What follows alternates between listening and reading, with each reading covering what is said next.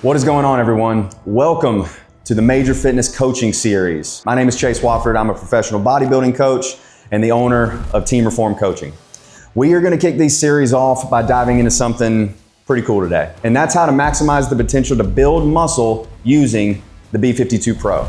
And we're going to cover everything that you need to know and what you need to focus on in your training so you can build lean muscle and achieve the goals that you have been working towards. So I'm done standing around here.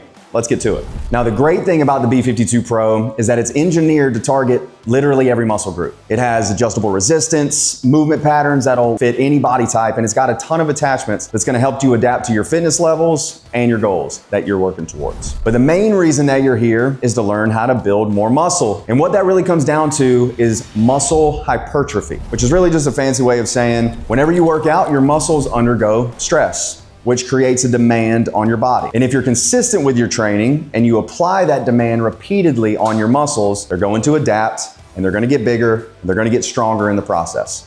And that's what I love about the B52 Pro, because it allows you to control your weight throughout the stretch portion and the contraction portion of each exercise. Both of these areas, they're extremely important because they are going to allow you to maximize the full range of motion, and that's how you're gonna grow more muscle. But of course, it's not just about range of motion. The majority of muscle development really comes down to tension, and specifically mechanical tension. And this is when your muscles are under a load. Now, when you lift weights, the load on your muscles, they create tension. And the greater the tension, the more muscle fibers that you're going to recruit.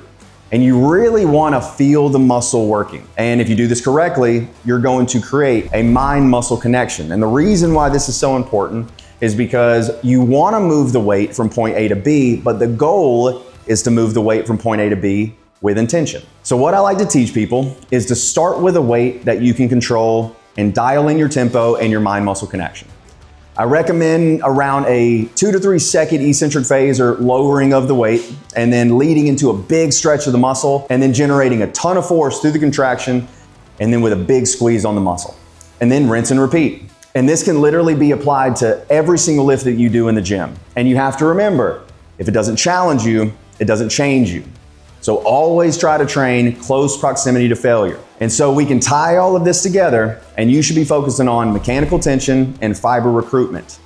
Give the muscle a deep stretch and then a big contraction while physically feeling the muscle when you're training. And if you do this long enough and you train to failure, your body has no other option than to adapt and to grow. And that's how we're gonna grow some serious muscle and develop the body that you've always wanted.